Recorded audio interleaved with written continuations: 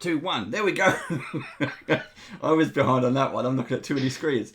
Hello, welcome to Banded Badgers. I am Dave, your host for this evening, and this is the Great British Brush Off. And joining us around the paint pot once again is returning professional artist Jake Norman, everybody, from MTD.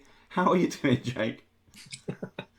I am doing fantastic. It is wonderful to be here again with you guys. Cool. Now we are going to be painting, we're doing some more monsters actually, because last week we had your partner in crime, Dwight was on painting the Brain Collector from WizKids, part of the Pathfinder Battles range, and we're doing the same today. We'll get to that in a second. We'll show you exactly what we've got planned. There is a few images going on the screen, which we'll show you as always. But with us, we don't have a Joe. Joe has disappeared. But we do have Steve. We found Steve. How you doing, Steve? I'm good, thank you. Yeah, I'm okay. I'm okay. I might have scuppered Joe by taking out Facebook so he can join us. That was you, was in it? The hope that we'll get breaking rights this week. But no, Joe. We shall see. We shall see. I got basically the coveted gold star last time, so we shall see. You did actually, yeah.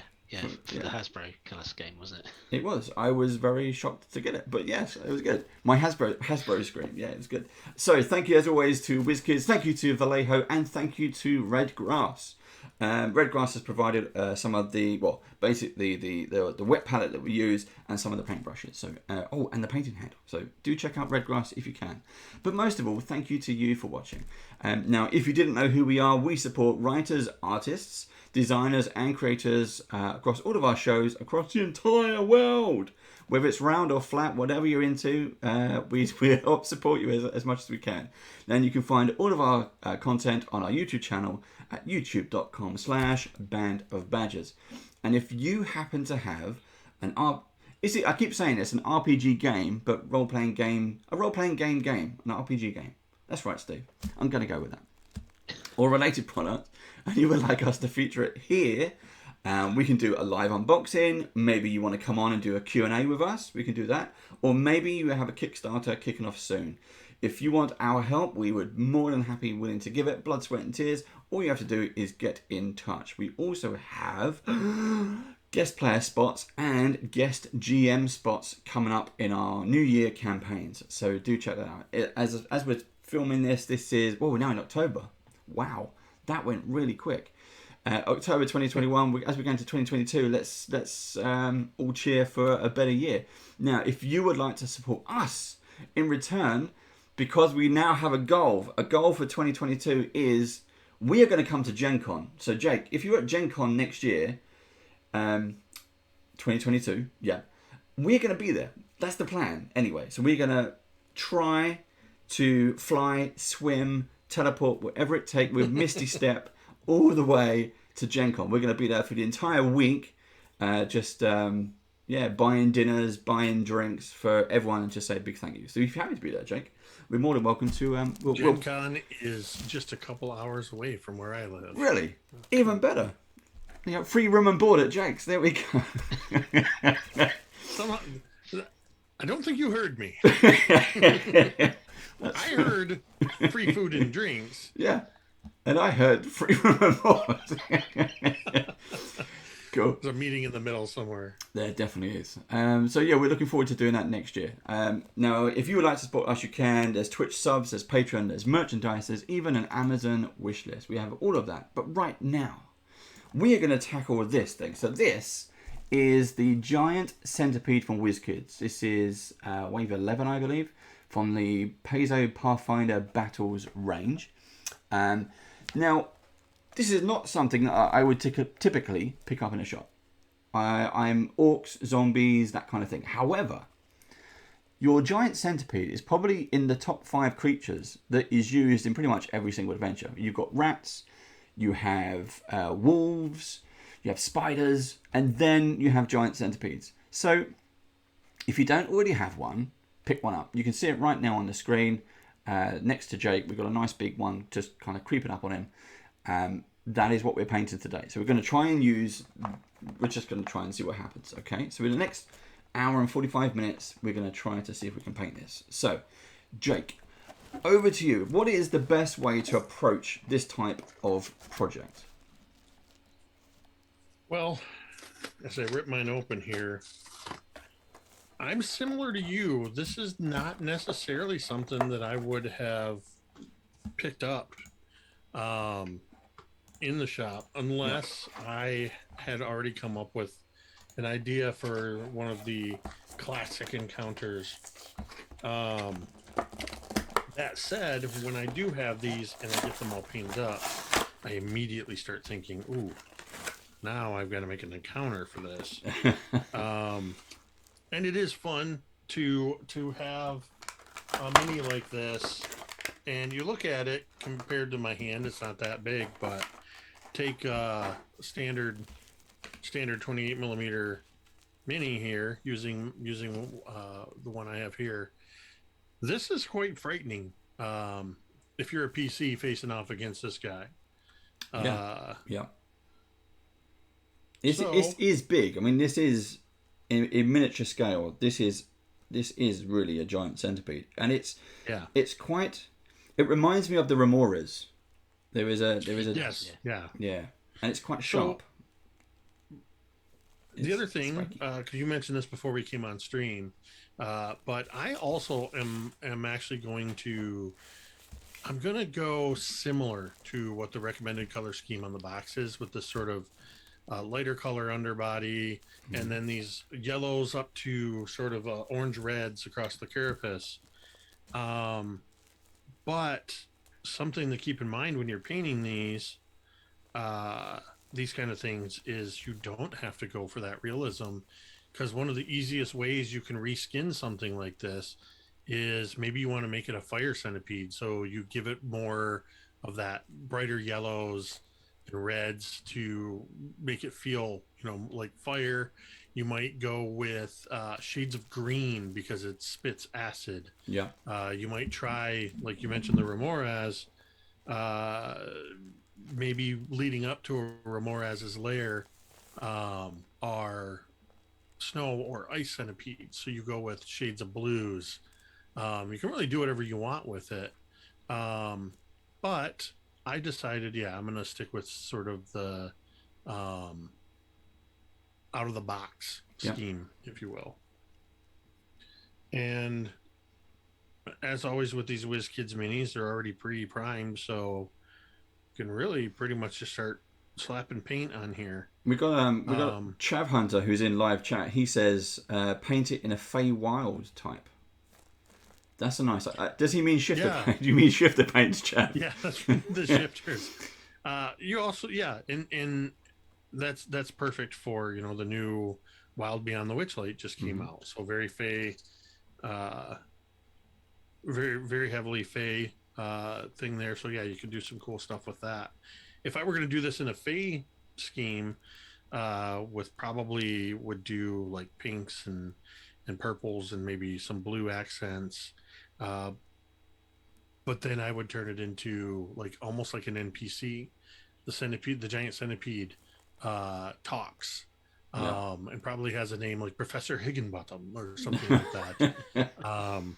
And he's going to be a major quest giver, or possibly a somebody that's going to interfere in what they're trying to do. So one of the things you want to watch out for, or at least I find tricky with these, is this one is sort of molded into the base, the ground here. Yes. Yeah. So you have to think about how you're going to approach that. Do you paint your ground first and then carefully paint your legs and stuff down there? Or vice versa? Mm-hmm. I think I'm going to paint the base first. Because I find it easier. I think it'll be easier to get these. My paintbrush here. I like Leho PMO2. I like as well the is it the carapace? Yeah. I mean the armor plates. These are deep wedges of plastic as well. I mean they are called deep cuts for a reason, but you can see that the detail on those is really nice. Yeah, I plan to do do a little bit with a sepia wash on this, Mm-hmm. which is going to really sit down in all of these wrinkles around the edges of these um, armor plates, the segments. At least that's the hope. So, yeah, I think I'm just gonna start throwing some base paint down here so that when I do get to the legs there, it'll be a little easier, I think. Then you can always obscure it a little bit if you need to. With I like to, even with a base like this, I like to put a little bit of glue down, put some flocking and some grass clumps and stuff like that in there. So yeah, I'm just going to do a quick 3 shades of gray to get my base in there, so it'll have kind of a rocky base.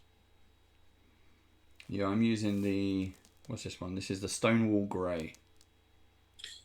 I'm starting with neutral gray, medium sea gray, and then I'll do highlighting with sky gray. That's the plan here. Steve's already going non-traditional, I can see. Bright blue. He's going with the blue, I'm going yeah. blue. I'm going blue. Love it.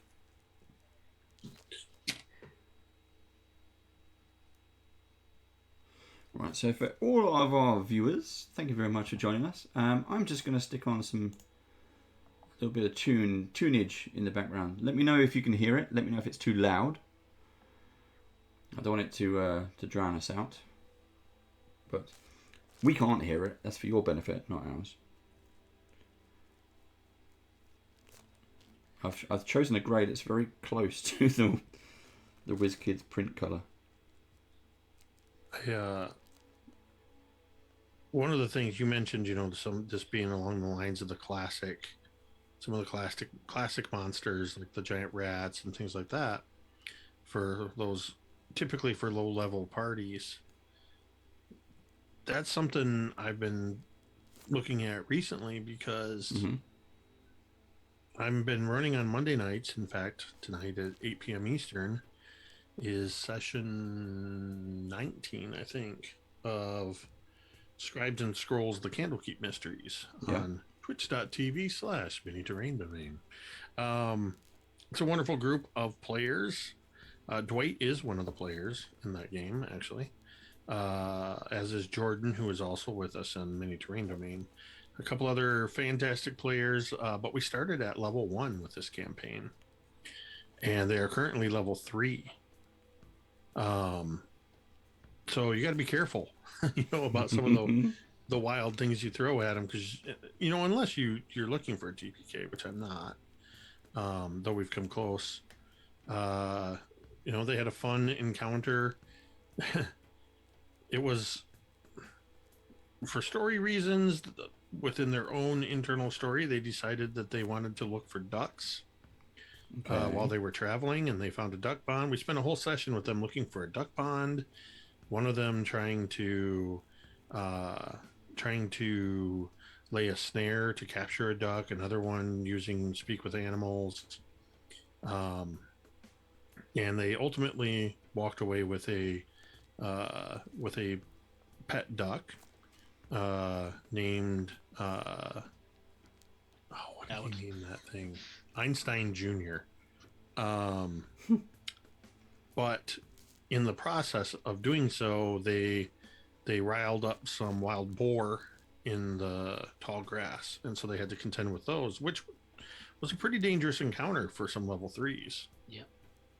And it's just a simple, a boar. It's got a gore attack and a rush, but you get a bunch of them in a field together, and it's pandemonium.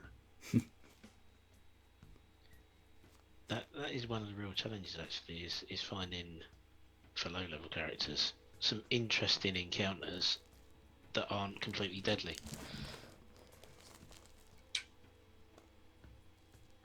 And it depends on your story and what all you're doing too. Wild animals is a little different than with sentient or more intelligent creatures. I rarely would even look at, like say an encounter with bandits, or in this case, they they faced off against a warehouse full of were rats. There were a couple giant rats, and there were about 3 or 4 were rats that they were fighting against.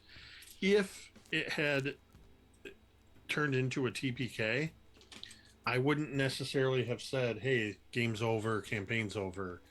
I would have had them. We would have ended the session probably, and then the next week they would have woken up as prisoners of the were rats. Yeah. You know, you gotta. It depends on what your goal is. You don't always have to. TPK doesn't have to mean roll up new characters all the time. No, Yep. no.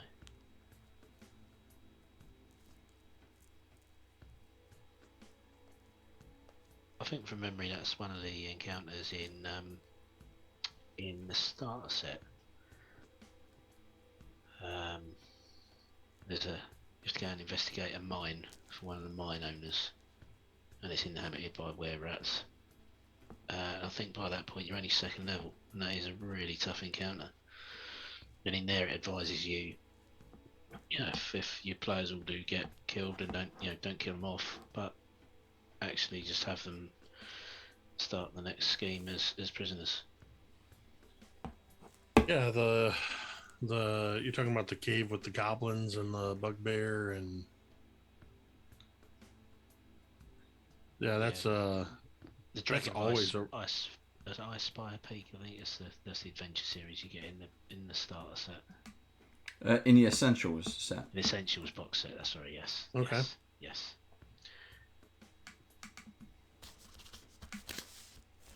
I've still not played that. Well, then again, there's a lot. I just don't have time to play. There are some interesting scenarios in it. It's a good box set. What projects have you got coming up or planned for next year, Jake? What is it you want to tackle? Oh, talking game wise. Yeah, well, whatever. I mean, do you want what's your next game you want to run? What's the next game you want to play? Well, so I'm running. We've got I mentioned Scribes and Scrolls, the Candlekeep Mysteries, which is an anthology book, but we're running it as a campaign, a unified campaign, which has its own challenges. But the players are amazing role players, and we're sort of letting them. They have their own central story, and then they're working as investigators for Candlekeep, and that's where we're using the actual adventure module. That's an epic level campaign. We'll probably be playing that for a couple of years. Yeah. The intention is to run that all the way up to level 20. The Thursday nights is our Dawnbringers game. I've got V Muse, the crafting muse, is one of the players in that. Dan Dillon from Wizards of the Coast, Ted from Nerdarchy, Jeremy from Erasmus Expeditions, M from Dice on Ice RPG. We've had Goblin Katie with us all summer, and we are wrapping up season 5, Rime of the Frost Maiden, and we're probably less than 5 sessions from ending that season. And season 6 will be Wild Beyond the Witchlight. Cool. And I've got some really fun stuff planned, because these characters they're going to finish season 5 at level 15 or 14. So going into Wild Beyond the Witchlight, they're already well outside of they're leveled out of the adventure. Yeah. So I have some plans to, one, I'm customizing it to tie it in just to our overall story arcs, but also I've got some fun plans for the first several sessions with the Witchlight Carnival to make it more fun. But I can't reveal those. You'll have to tune in when that comes out, because even the players don't know what I'm planning for that. I kickstarted a while back from Absolute Tabletop a book called The Dead Man's Guide to Dragon Grin. This book is a whopping 500 pages of setting, character creation, lore, and everything, and all in 5e compatible. And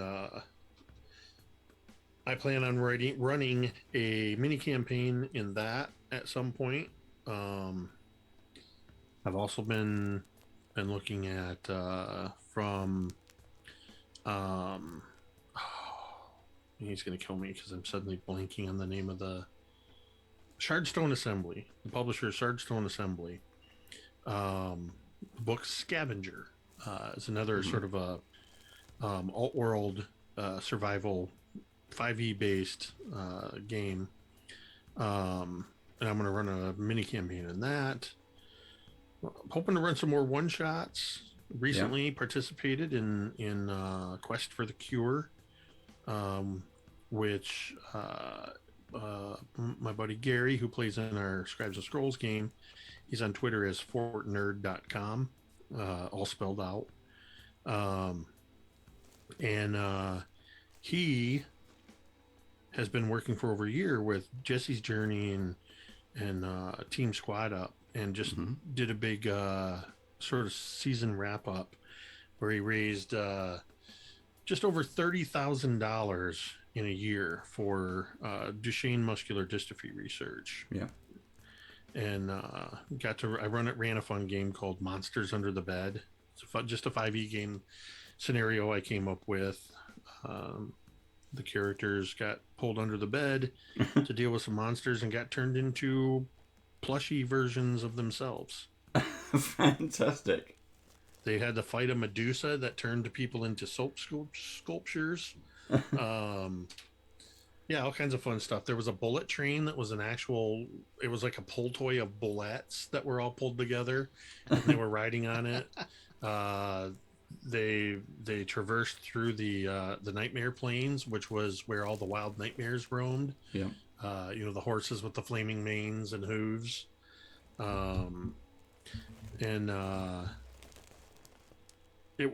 all had a lot of fun. We raised almost $1,000 in that game, and we're already talking about running a sequel to it for another Jesse's, with the same group of players and everything, for another Quest for the Cure fundraiser.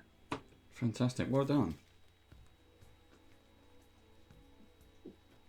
It's nice to see that everyone's doing a lot of there's been a lot, because global lockdown and everything in place, here in the UK we're pretty much getting out of that now. We're back to work as such, but it's good to see that charity money is still getting raised by everyone.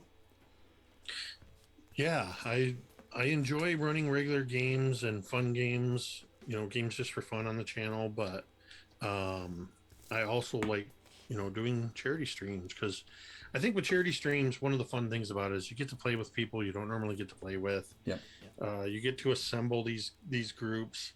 A lot of times, people that wouldn't normally play together, you get to just call out, you reach out to people. A lot of people at all different levels, celebrities and just people in the industry and just people out there. They just want to help. They want to be a part. And it's really, really fun putting that together and just seeing everybody come together to have a good time for a great cause. Good. I forgot to mention too, one of the closer games I've got coming up is I didn't do it last year. I couldn't make it work, but for the last few years, I'd say since 2017, I think, I've run a Halloween game on the channel. And I've run like Kids on Bikes RPG. I ran a one-page adventure that I found on Twitter called Scream. That was just a simple rules mechanic. This year, I am going to be running a game called Ex Sanguis, sci-fi horror game using the Mothership RPG rules. Which I don't know. Are you familiar with Mothership RPG? No, Steve, did you I'm know not. one? No, I'm not. No. That is a wonderful little system that is very much in the vein of its major influences are like Alien, Event Horizon, a lot of your classic sci-fi horror movies. And depending on to which level you play it, there's cooperative shipbuilding with even a dice mechanic for how to represent your all the different parts of the ship using dice. And you have a lot of the classic archetypes. You know, you got the pilots and the space marines, and you got the potentially could have an android or synthetic. But it leans heavily into the sci-fi horror aesthetic. Who's the publisher of Mothership? I'll tell you in a second here. I have it sitting right off here to the side. It is Tuesday Night Games. This is what the book looks like. It's I've seen that. Yeah, I've seen that. Yeah. It's actually, I don't know if it's still. It was on Drive-Thru RPG and on their website. The PDF was pay what you want. Mm-hmm. I don't know if it still is. Steve's our sci-fi man, so he's. I think he was. Not sure if he was hair drying or googling. I was hair drying. I will go and take a look at that on drive-through. That sounds cool. Alien is one of my favourite film franchises of all time. Yeah, the rule system leans heavily into that with with just everything about it. You see when you look at how you organize your crew and everything. It's like, yeah, this is definitely Alien.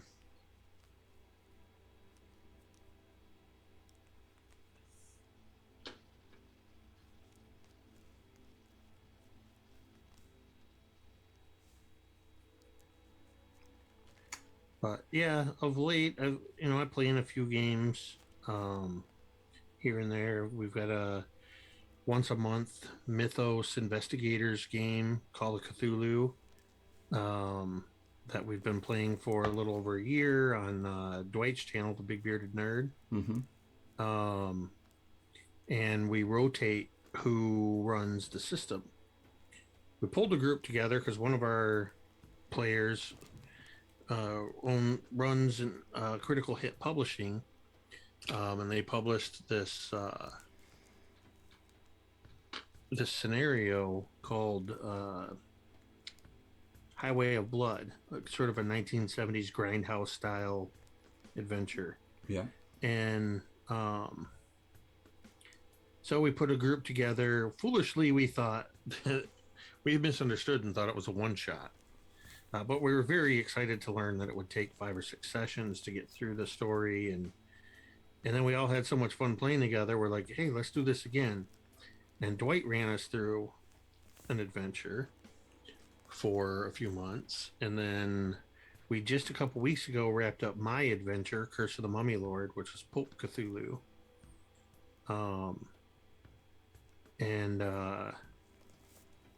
That was based on my Tomb of the Mummy Lord adventure that I run for cons and game stores and stuff. So you turned it into a Cthulhu adventure. Yep, I used the Pulp Cthulhu rules and just kind of made stuff up as I went. That's cool. Rather than spending time trying to do like a whole conversion. Yeah.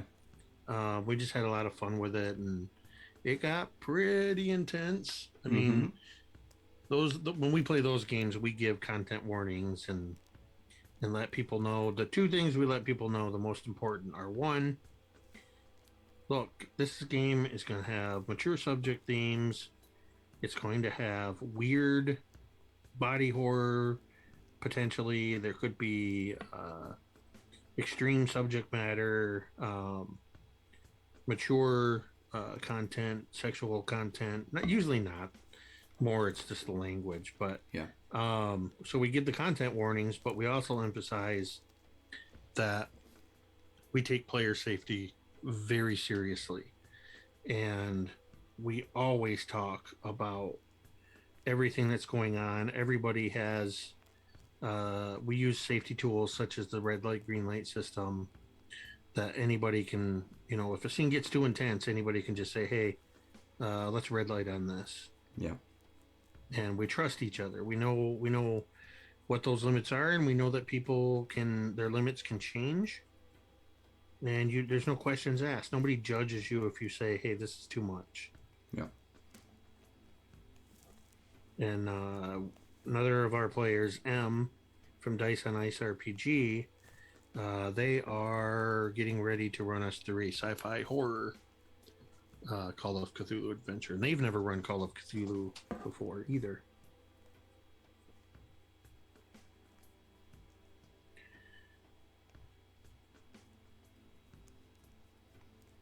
We usually play those once a month on Wednesdays on Dwight's channel.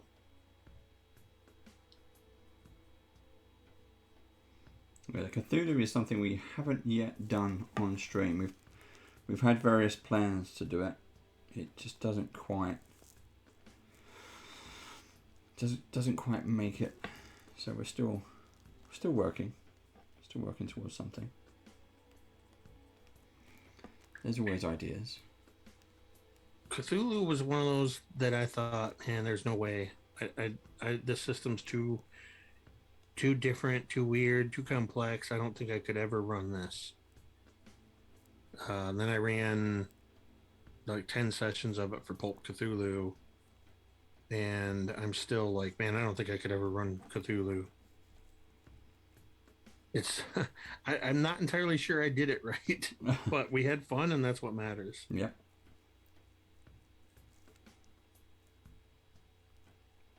Does it make you think differently about how you prepare for your normal D&D game? In terms of player safety aspect of it? In terms of what aspect? The player safety and uncomfortable situations. I think it was the other way around, because we had already sort of embraced safety tools and stuff on my channel and with our games for D&D that made it super easy to just automatically say, yeah, we use these tools on D&D, but I tend, if you ever watch my streams, my regular D&D streams, they just tend to be PG-13. Yeah. That's just the style of game I run. And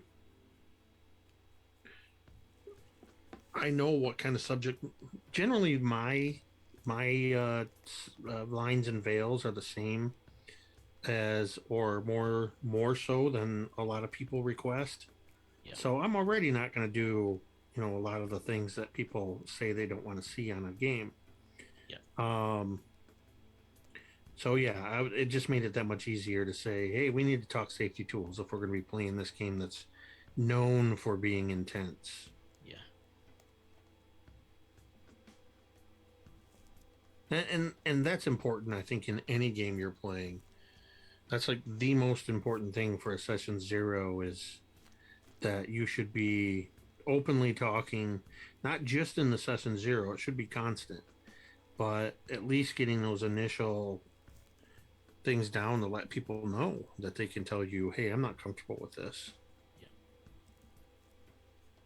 I run an occasional game called Gorillas in Their Midst, which is the idea is that there's an evil jungle demon. It's kind of a pulpy D&D game, but there's an evil jungle demon, and they, in order to get to the treasure, they got to stop the demon who's been stealing villagers, and a big part of the adventure is that there's a lot of apes and orangutans and baboons that are being used by this demon.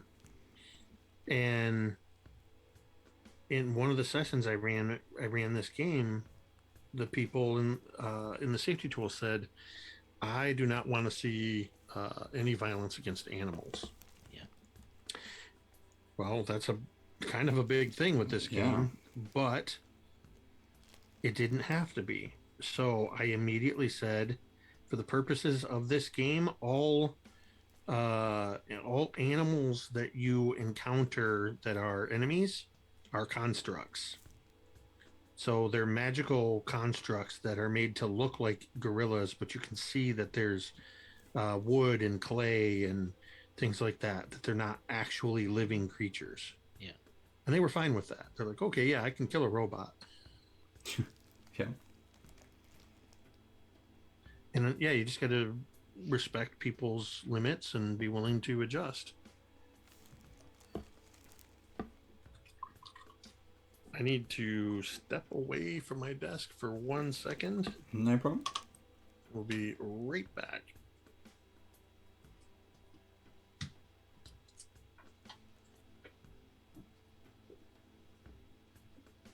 Steve, you mentioned, well, Jake was talking about the mothership.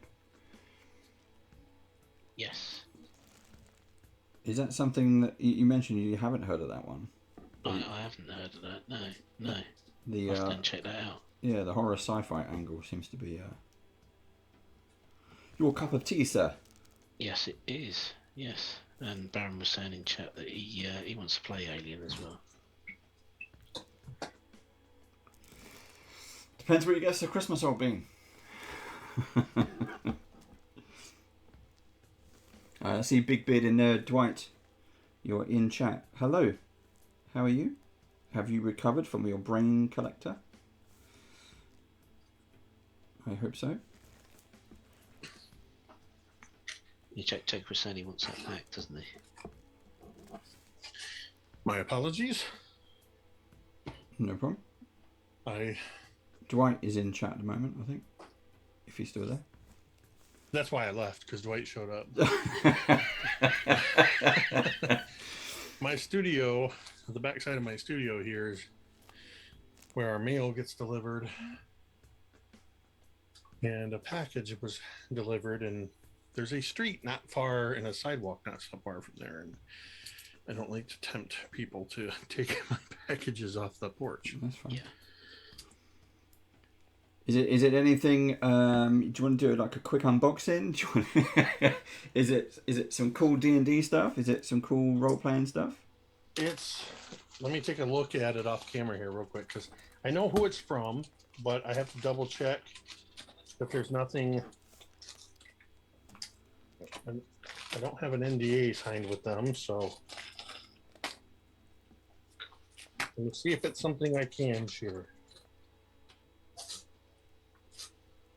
Oh, I think I know what this might be. Oh. Yeah. Now we're intrigued. You just. Yeah, I'm gonna build this up, and then I'm gonna go. Nope, sorry, can't share it. You'll have to wait until. Make sure here.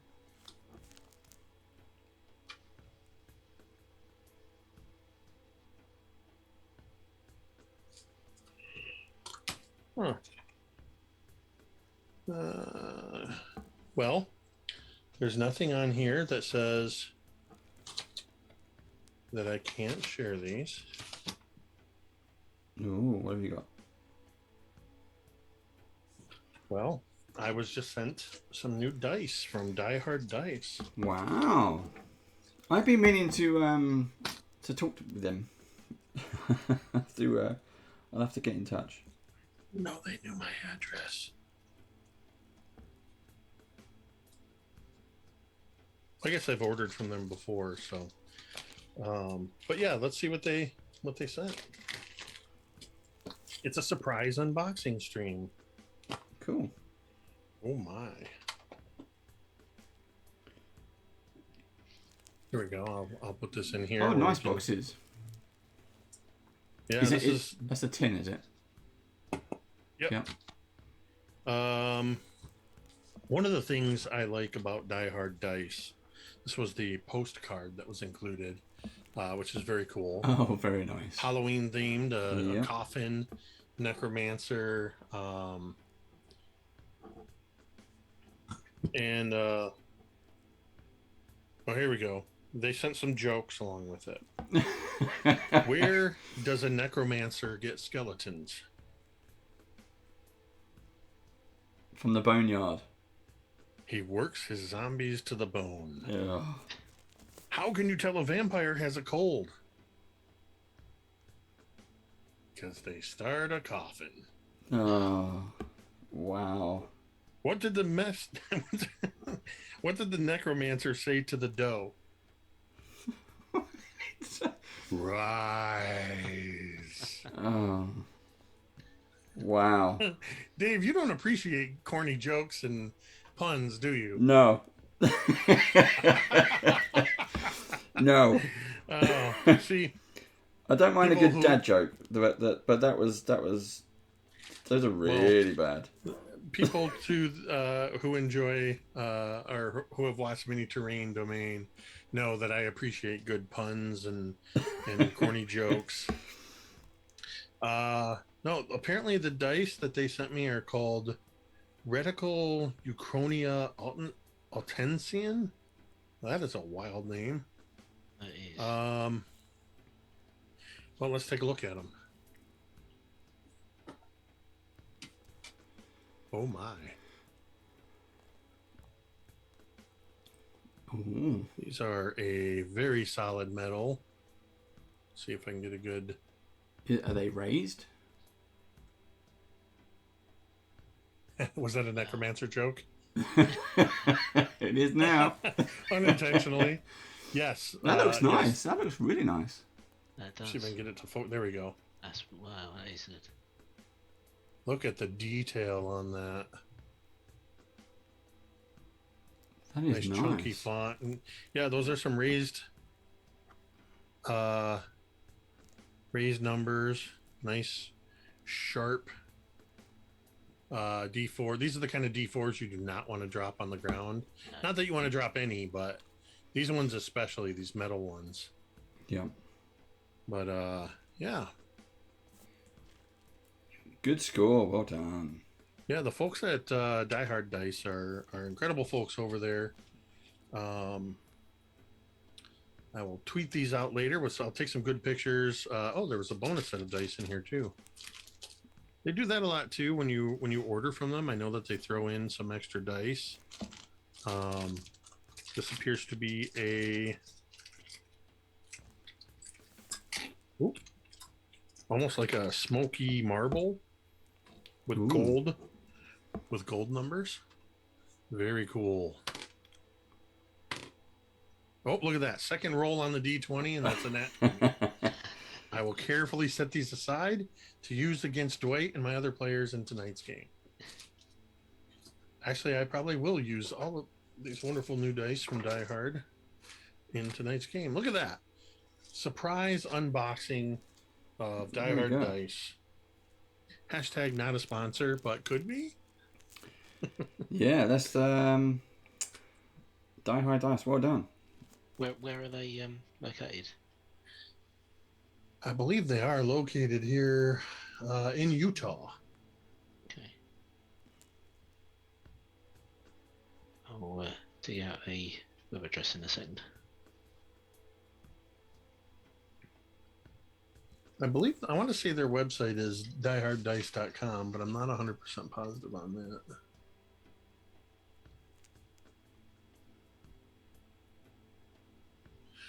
Yeah. Alrighty. Back to the centipede. How are you two coming along with yours? See, David, you're getting your reds on there. Yeah, your oranges. The rough red, the undercoat red is on. I've done a bone white on the undercarriage. But yeah, just roughly painting on a deep red so that I can go over with some oranges and a blend of orange and yellow, I think. But yeah, I'm actually going to be using a color from Vallejo called, it's from their game color line called Dwarf Skin. Wow, pork skin. Dwarf Skin. Oh, dwarf It's skin. this, Well, it's a sort of ruddy orange color. That's a nice But- colour, that is. Oh, crap. I also have some terracotta that I want to kind of pick out around the edges of the shells. Along with seemed perfect for this, even though it's technically not a parasite. I have this parasite brown color. Oh, nice. They're pretty close in the spectrum with the dwarf skin, so I think that should work for some highlighting. My colours, That's my hopes. my colours are not that exciting. I have hot orange, and I have orange fire. So there we go. We're gonna try those. So it needs to be shook up a bit more. Yeah, this is not. What I'm seeing in the bottle is not as orange as I thought it would be when it hit the palate. So I think what I'm going to do is I'm going to mix in some of this terracotta to darken it up. Because once it hit the palate, before I mix this up, I don't know if you can see that, it definitely has more of a Oh yeah. sort of ruddy flesh tone, like dwarven flesh tone color. Mm-hmm. So yeah, I'm gonna mix in some of this terracotta, give it kind of a deeper color. Well, that's the attempt anyway. Now it just looks like pumpkin pie.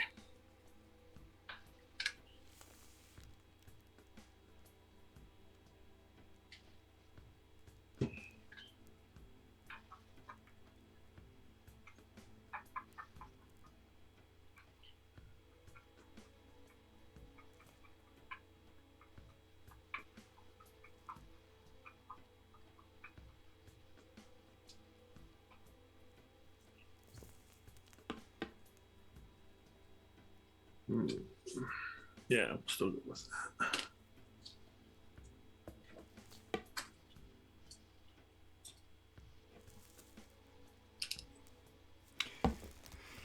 Ooh, that's looking quite good. As a rough. You mentioned your cast of players. You mentioned V Muse there as well. Did you see her recent unboxing that she did? The Tiamat one? Yeah. Yeah, I saw That thing is huge. some of that. Yeah. Do you think that'll ever What come did unpainted? I know she pulled a tape measure out and it had something like a 34-inch wingspan. Yep. And that was without the wings being fully spread wide. Yep. That was a little bit big. Now, I didn't watch the whole thing. Did she mention what the price tag was on that thing? No. Well, I think she did. I've watched it. I didn't watch it live. I watched a pre-record over on YouTube, and I skimmed it because it was looking at the whole thing. But I was quite shocked at the scale and the amount of detail on there, actually. Yeah. Well, and it was impressive because V was able to showcase from, small and medium-sized minis all the way up through Yeah. the largest dragon minis like Arviatris to show the comparison. And I think compared the gargantuan green and the reds, and they're pretty comparable to what Tiamat's scale is. That it fits. It's just wild. Actually, speaking of Tiamat, in the beginning of November, Jordan, D&D Jordan Lee, who is sort of our community manager here at Mini Terrain Domain, for her channel, will be running her final charity drive for the year, with her goal for the whole year has been to raise $10,000 for I believe it's Color of Change, Yeah. and really close to that goal. But she's running a charity stream at the first weekend of November, and I will be running a game as well as playing in a game. But the game I am going to be running for that is called Oops, All Tiamat. And the players will be each playing as one of the 5 heads of Tiamat. Wow. And they will have to work together to do something. I got to figure out what they're doing. But the idea, I can't claim coming up with the idea. That came from Robo Goblin on Twitter, who also is known as TTRP Gifts. And who's just an absolutely wonderful human being. He does just a lot for the community. One of the big things he does is he watches people's streams and he makes gifts of the different people in the streams. And he mentioned on Twitter this idea that he had, and I said, I've run several of these. I call them the affairs of dragons. Over the years, I've run about 4 of these games where the players play as dragons.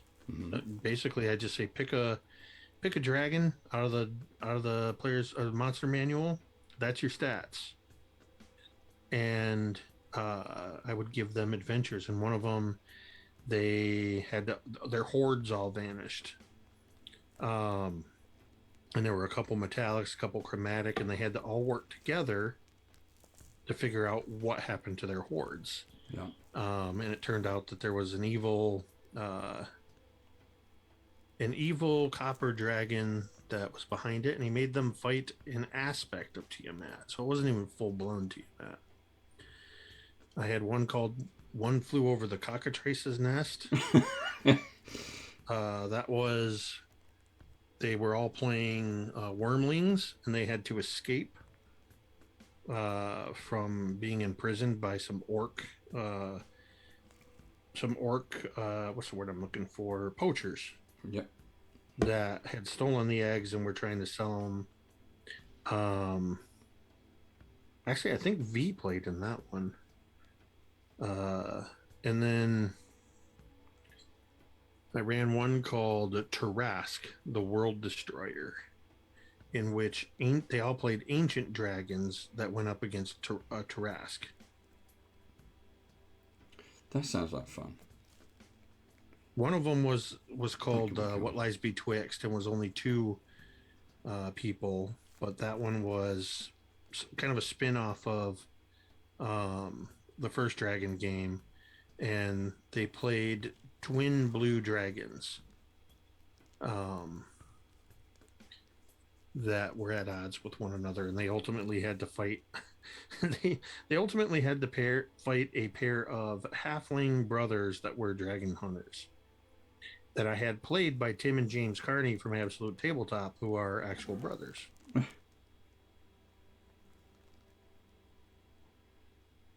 So yeah, I like mixing things up with games like that too. So that should be a fun one for, and like I said, it'll be for charity. Yep. Okay, this is a disturbingly close to a Caucasian flesh tone for the centipede, and it is very much it's making it somehow creepier. That looks like something that doesn't look like an insect. That is more like I don't know, like a tapeworm with spiky legs. I know that's so I think disgusting. I think what I would do if I were going to leave it this color, story-wise, this is somebody's like a giant's finger gets cut off, and then the finger animates and becomes this thing. Yeah.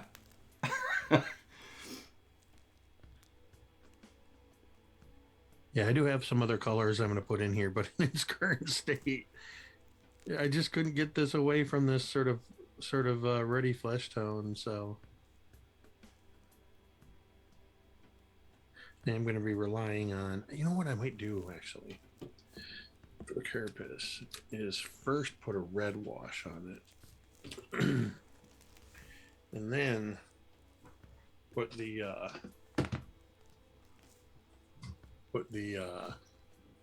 sepia wash in there. Oop. There we go, red wash. How we doing on time here? We have 45 minutes to go. We have done the first hour. I think I'm okay for time. I'm putting on this kind of. I'm trying to do a blend of an orange, red, and yellow. And I'm just the reason I put the red on quite roughly. So there's obvious gaps. If I take that away, that might help. And what I'm trying, let me try and zoom in a little bit. What I'm trying to do is then repair the bits I've missed with this wet blend of oranges to try to highlight. So it has, it could be a flame centipede or something, I don't know. And then I've done it quite wet on the back so that the carapace kind of shines a little bit with an orange highlight. Looking good. See, my skills are improving. I am learning. I've only since doing the brush off, since we started doing all this, I think I've only done one paint job for myself. The rest has all been on show. So it is literally practice, and all my practice has been on live in front of an audience. Oh, it's looking real good, and I'm looking at Steve's there too. Yeah, Steve has gone all the blue on that. That's nice. My camera's crashed. Oh no! It's alright, let's restart again now.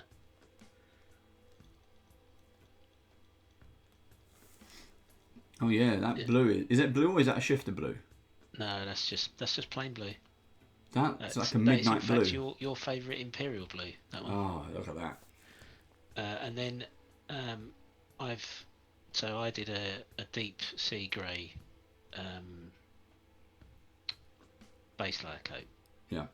Which I primed earlier, and then I've used orange glaze to create the brown. Yeah.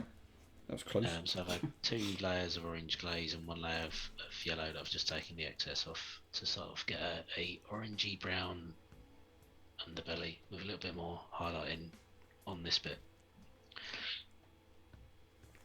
That's good. So I'm tidy it up and then probably ready to go for wash and highlight, and I'll probably try and edge these scales in a lighter blue. I think that's the next step. Don't have to dry brush that or. You say you're going to try and do some edging? Yeah, not confident in my abilities to do that. Practice.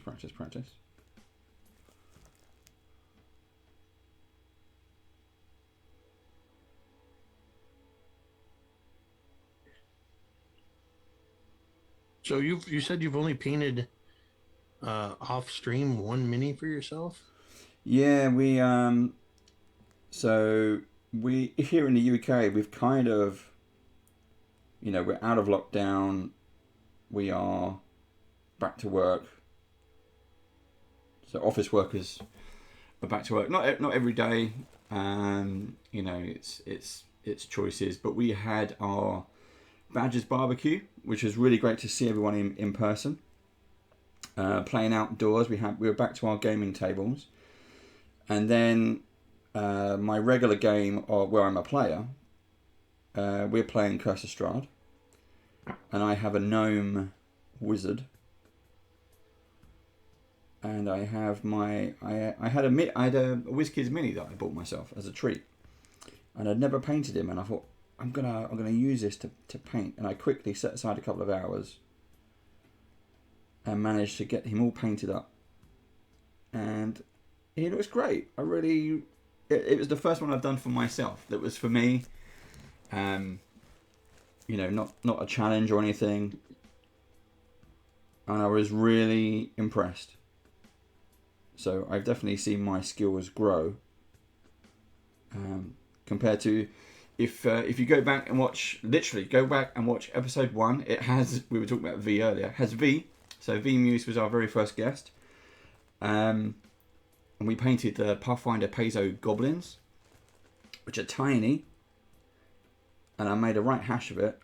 But if you have a look at that mini, and what I guess I'm somewhere in the 30 plus hours of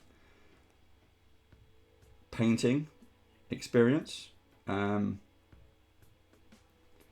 know, you can especially by having, we've been very lucky by having all of these guest artists come on every episode. We have a different guest, and we like Jake, that's why we call him back.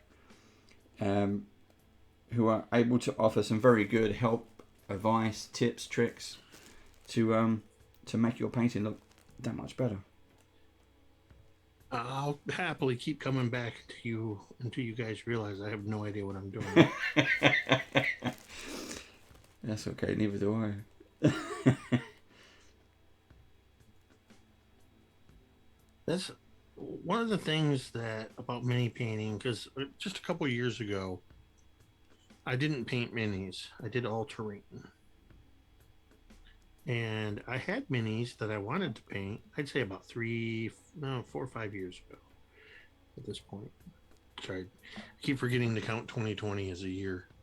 Yeah, you kind of skip that one, don't we now? Yeah. But I hadn't really done anything with them because I was so intimidated. And Dwight was one that actually encouraged me to just start painting. It's like, look, it's just plastic. It's just paint. What's the worst that's going to happen? It looks weird. You paint over it.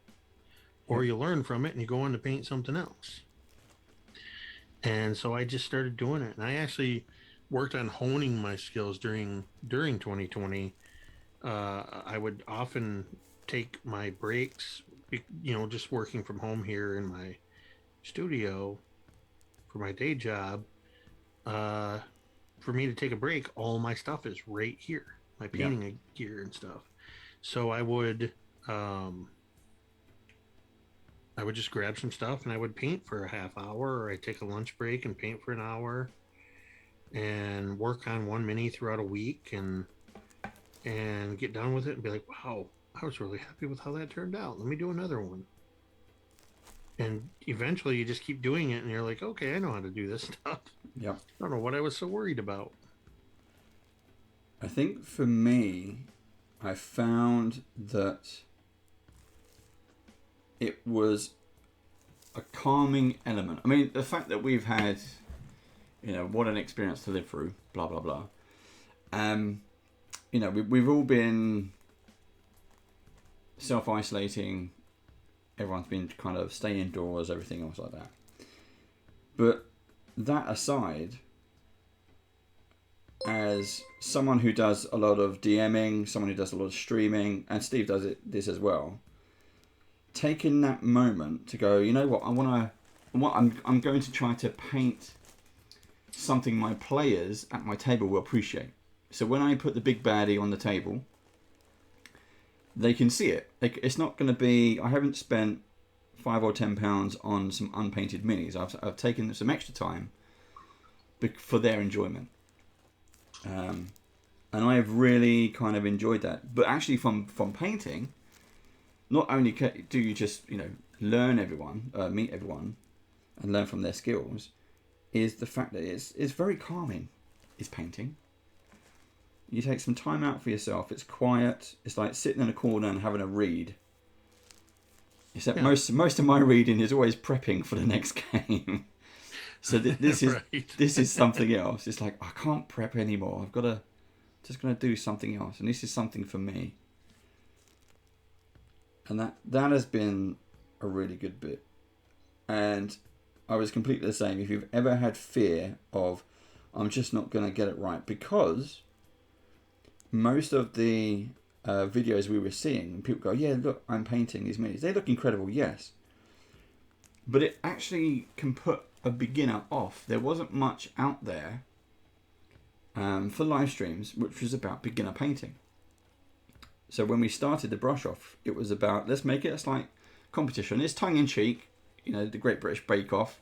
This is the Great British Brush Off. So we got a slight competitive edge. We got 3 amateur painters, which is myself, Steve, and Joe.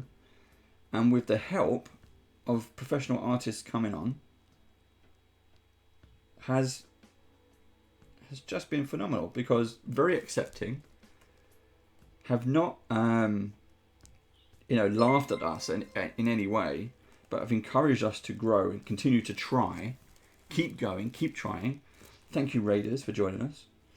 Has been really great.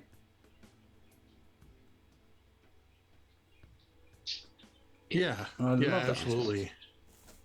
I love the way people are of all different skill levels are willing to just come together, and there's no real judgment. You just say, we're all learning here. Yep. I should be looking at the chat. I've been not looking at the chat. So hi, chat. Hi, chat.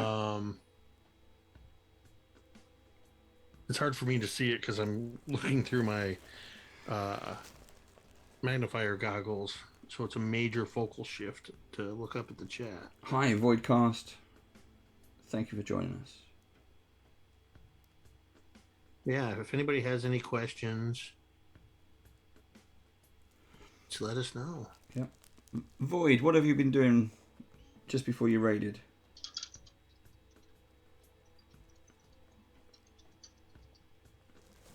I'll get this tricky bit now. I'm trying to get the legs, the inside legs on the stone. That's where I'm at right now, too. I'm also realizing I missed whole big chunks of stone when I did the pre-paint on the base. Yeah.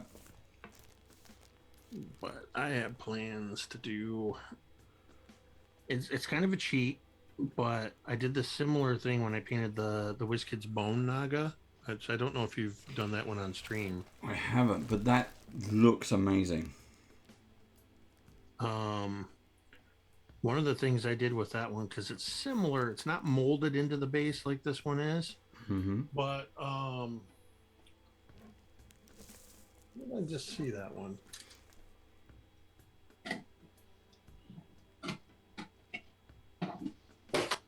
That's not it. I'm gonna show it. It's got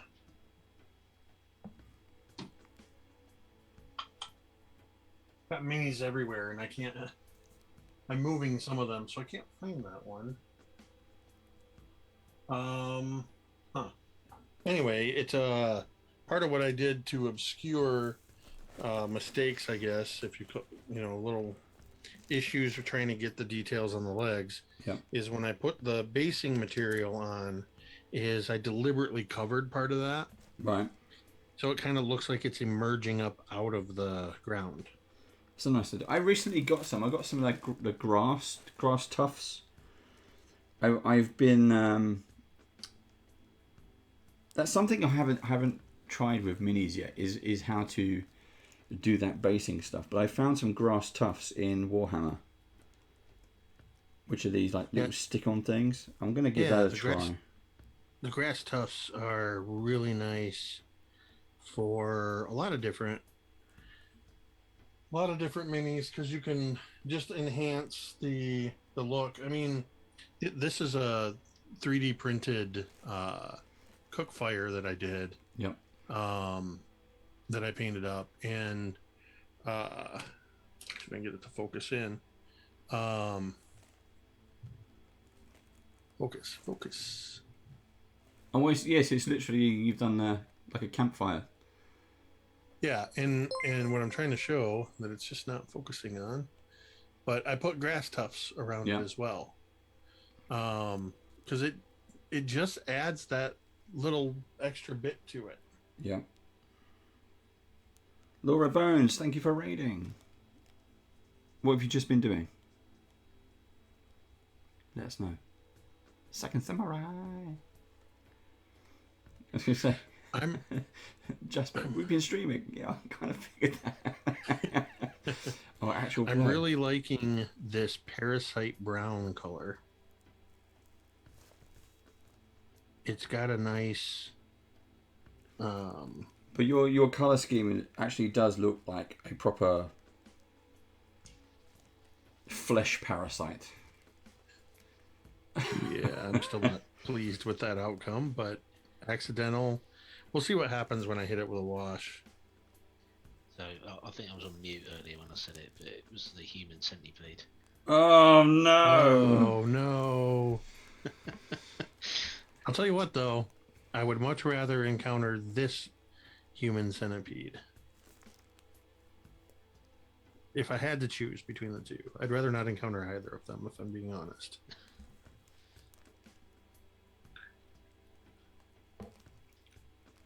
Laura, you doing Spooktober? Cool. I'd like to think somebody out there in chat or watching later on a VOD doesn't know what a human centipede is, and the poor person is Googling that right No, now. do not Google that. You do not want to. Do not Google that. We're here to save you the trouble. Trust us, please.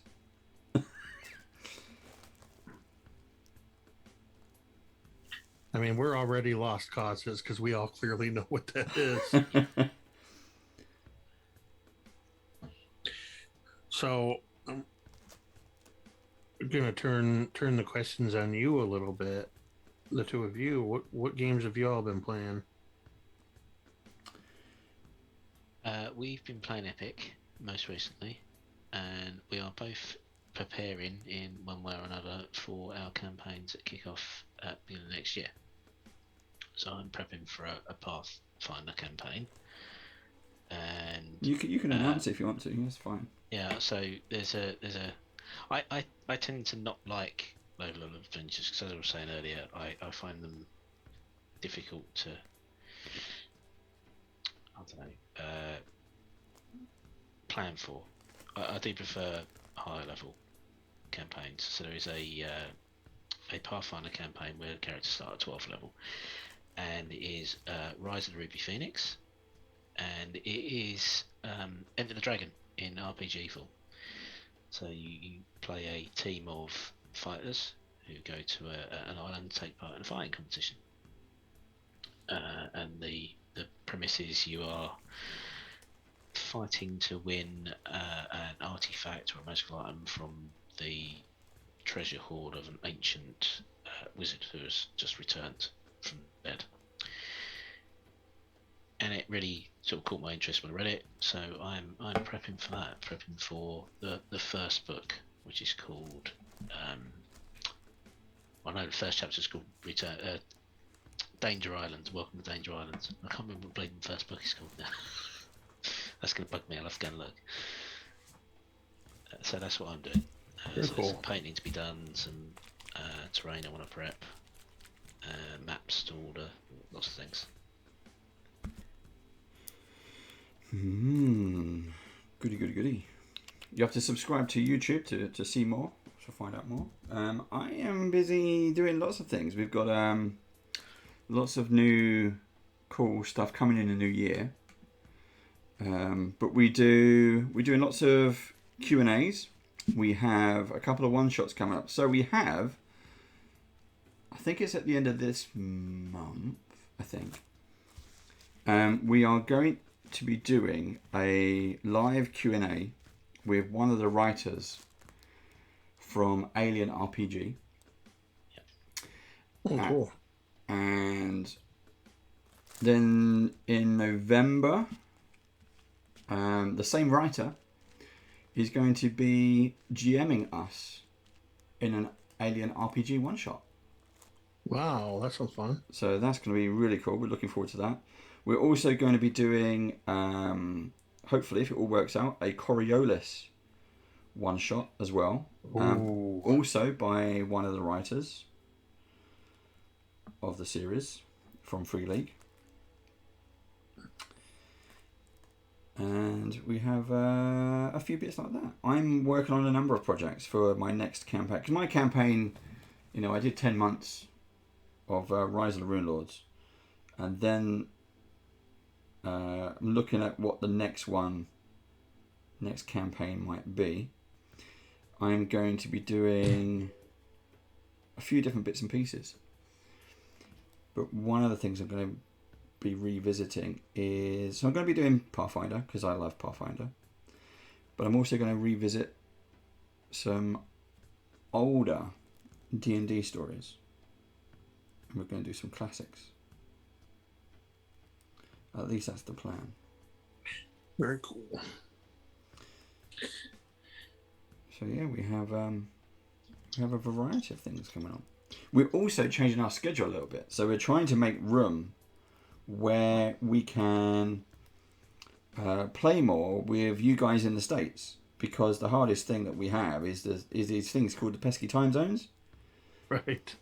So which tend to get in the way quite a lot. But we're now going to make room whereby we will be able to have actual time dedicated, because when we typically stream on a Thursday or Friday evening, and for you guys in the States, there's 2-3 different time zones, but whatever way you look at it, it's your afternoon, and you're probably working. So a way around that is we're going to move some of the games to a Saturday. So for those of you who are in the US and are able to join us, you can both watch and play with some of our US based guests. Very cool. And we're just hoping that is a nice way to do it, because it's always a shame to, you don't want to interrupt people's working, because that's how we pay the bills. I was more than happy to take a couple hours off the afternoon today. So I'm technically getting paid to be here. Thank you very much. Although in my day job, almost nobody, especially in my department, understands what TTRPGs are. So when I mentioned in our meeting this morning that I was going to be off this afternoon because I was guesting on the Great British Brush Off, it caused some confusion. There were a couple people that thought I was guesting on a television show. I said, no, it's better.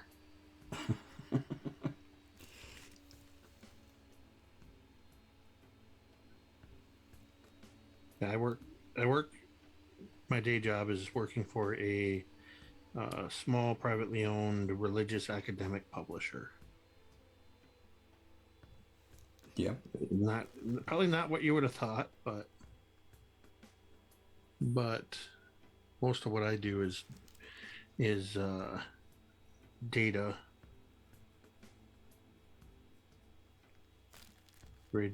Data and ebook production stuff. Yeah.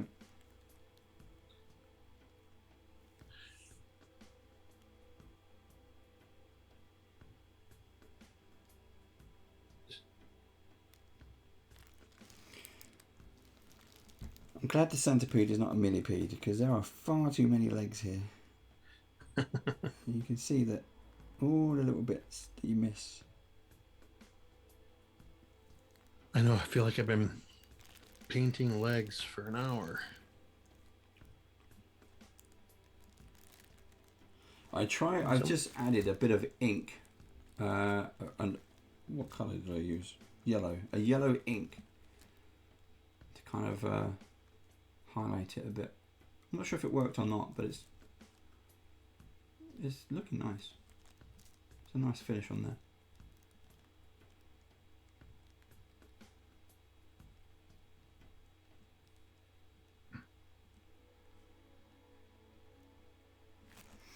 Let's see if I can give that a go.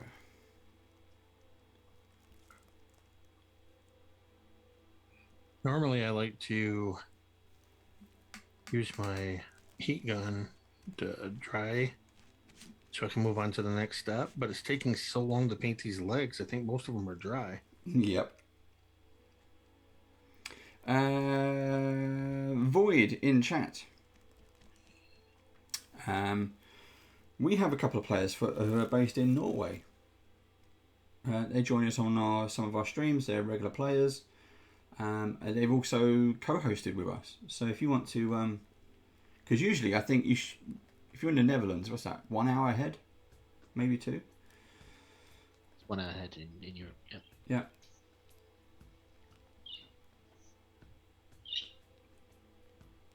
So get in touch, and we can sort something out. We do a lot of stuff with in terms of the obviously European shows. That's our kind of window. So I'm over here. Look, hello. I'm half in, half out. We do bits and pieces. So give us a shout. Trying to work out what to do next on this one. I'm going to tidy up some of the back. Oh, that's what I was going to do. Ah, he fell over. I'll try and give this a bit of a base. And Kazul 263. Thank you very much listening to us while you're at work. Don't get caught.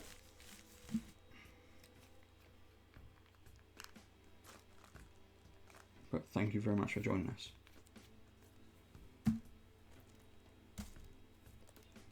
All right.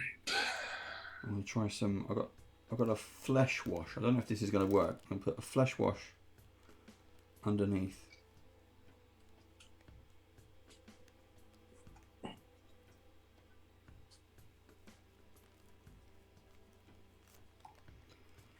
bring out some of the. I keep saying undercarriage. It's not the one I want to mean. Bring out the undercarriage.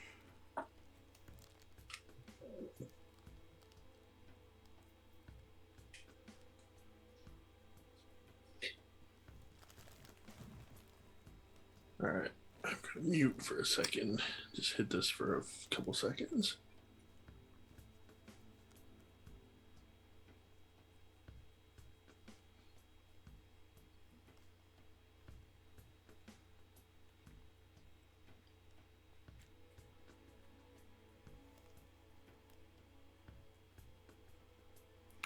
Kazul says their boss knows. Their boss knows they're listening to us. Hi, boss. Thank you. Right. Now, how have you managed to get away with that if the boss knows? So I'm going to try I guess it this. depends on who's the boss.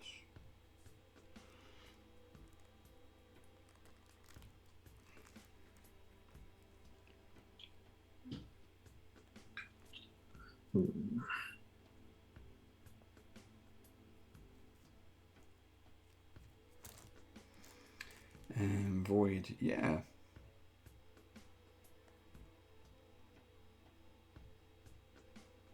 Ooh, Star Wars. Star Wars could be cool. I haven't played Star Wars.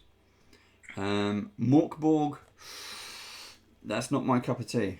I've seen people enjoy it, but yeah, that's not my cup of tea. I've seen people dress up and play Morkborg. I'm just answering some questions in chat. And yeah, that's not my cup of tea. However, I mean, the stuff that Free League does is amazing. Anyway, we've got some Symbaroum. We're going to be doing some Symbaroum. Probably not this year. We were hoping to do it this year. We're going to be doing that in the new year. And Symbaroum, the artwork is amazing. The story is fantastic. I need to do some unboxing, actually. We do a few. I've just started doing a load of just me and my hands. Just that sounds dodgy. Live on camera, me and my hands. Just doing some unboxings and flicking through books. There's some really nice stuff in there. I played Symbaroum. Have you? Did you enjoy it? I did. I only played the one time, but it was just a really good game. Really good. Yeah, I'm very dark. It's one of the few where my character, I basically wound up sacrificing myself the chances of surviving, depending on your scenarios, are pretty low anyway. Mm-hmm. Yeah, it's definitely a challenge. But yeah, Simba, I don't know. There's something very dark about it, and something I'm just desperate to play. Run, rather. So yeah, I'm looking forward to doing that. Yeah, it has a very Dark Souls sort of feel to it. Yeah.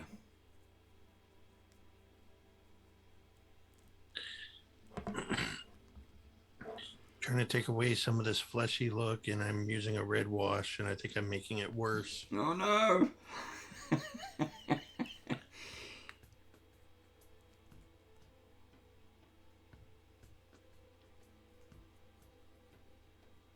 But this could be an argument just for experimentation.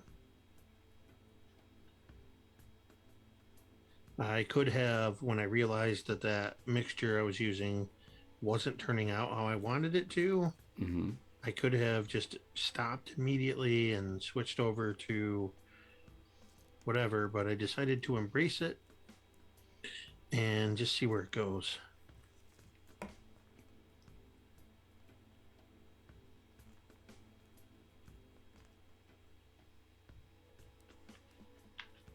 Well, this is the first stage anyway, because I want to hit this with some sepia, which will hopefully.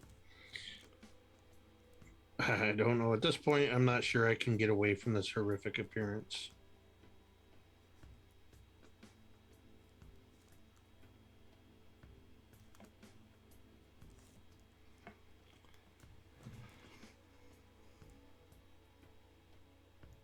Well, so chat, Void and Kazul, if you're still there, you can find us on Twitter. It's RPG Badgers, at RPG Badgers. Send me a message there, and we can sort out a time to have a chat, and we'll sort something out. Probably won't be until the new year, but yeah, happy to sort out some games and things. We're doing Alien as well. We got I recently did the starter box unboxing, so check that out on our channel. If you subscribe to our YouTube channel, that helps as well. Every little bit helps. That's a good point, actually. We have Mailmade 900 on Twitch. So thank you for that. And what was the target we were going for on YouTube? 500. 500. We're at 460, I think. Yes, it all helps and is much appreciated. I don't know if that's going to work, but I'm going to wait and see how that comes out. But I'm quite impressed. It's a rough paint job, and what I did was, so I just did red on the outside and the legs, which is a deep red, and then I've tried to use, where's my wet palette? Try and get that in the shot. There you go. Then I've tried to blend. It's my first time trying to blend the colours. I don't know if that actually works. It's just like a blob. So then I've tried to mix that in and fill in all the bits that I missed with a very watered down paint. And it's kind of got, I won't know until it dries properly, but it's kind of got different tones of like reds, oranges and yellows now, much like the not as clear cut as the artwork from the back of the box, as you can see. In fact, on the back of the box there were some purples in there as well. I didn't go for purple at all, but hopefully you can kind of see that there. There we go. And then the underneath, I've used a bone white with a wash. That looks really good.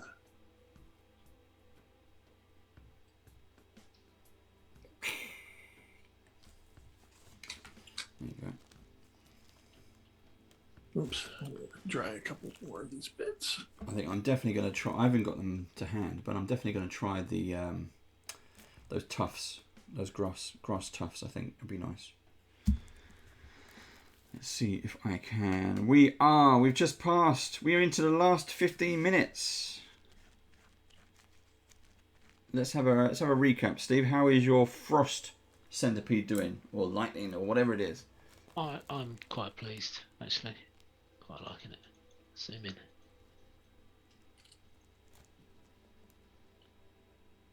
So I've highlighted the belly, Yep. put a brown wash on it, and then on the back I put a sepia wash, and I've just finished dry brushing it. Oh, And the nice. highlights on. That looks really nice. Yeah. I didn't see that detail on there, so I have to. Yeah, there's Well, there's that's right, quite a lot of dry brush. detail on the show actually, and because I put the sepia wash on, then I blasted the hairdryer because I'm lazy and didn't want to wait. Right. Yeah. It actually chipped the blue paint off, so I ended up with a nice weathered effect completely by accident. So yeah, that's all right. I'm liking that. I'm just gonna dry brush the legs now. I'm gonna give Parasite Brown a bit of bone white and go with a light brown dry brush mix. Yeah.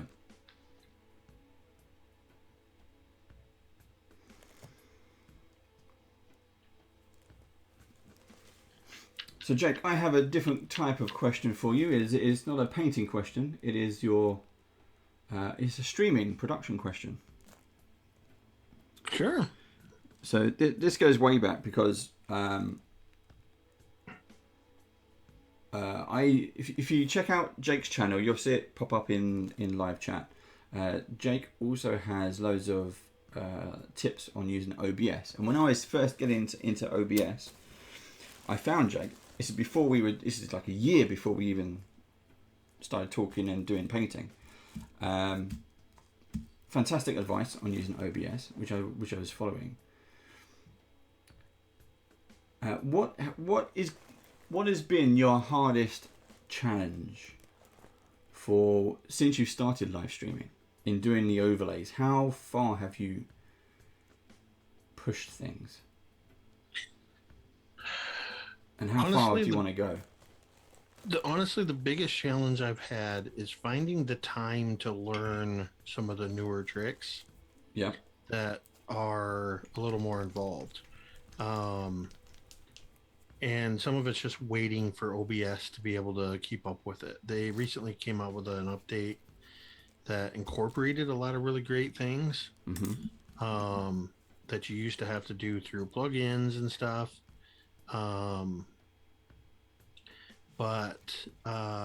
Finding the time to be able to do some of these things has been a challenge.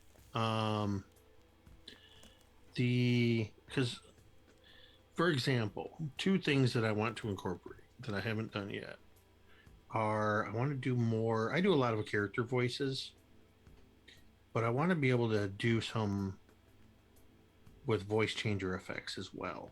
Yeah. For that extra impact of a dragon or a warforged or whatever.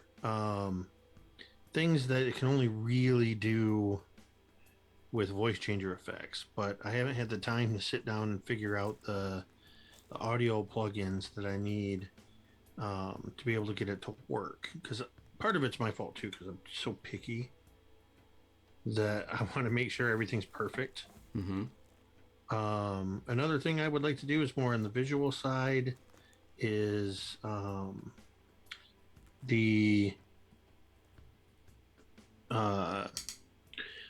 I would love to have the setup so that when running a game, when DMing, you often get into these scenarios we find in our games where two characters, we're really focusing on either the DM and one character or two characters having a really in-depth conversation.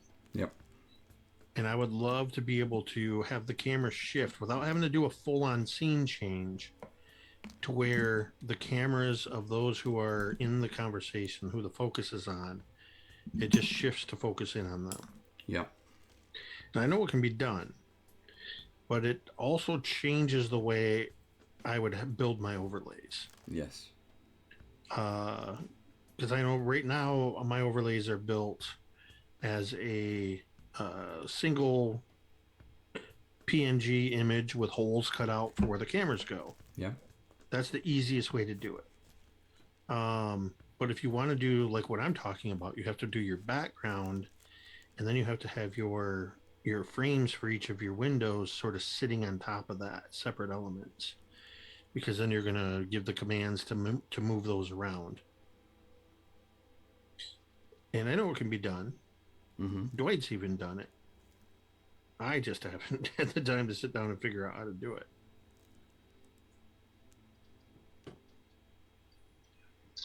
I build a lot of my OBS that way. I have a plain background image, and then if the frames I place individually over the top, it does take a longer time to set up.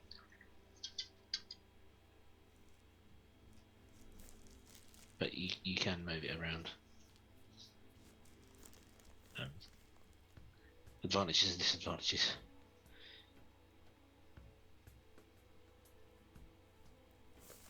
Yeah, it does seem to be.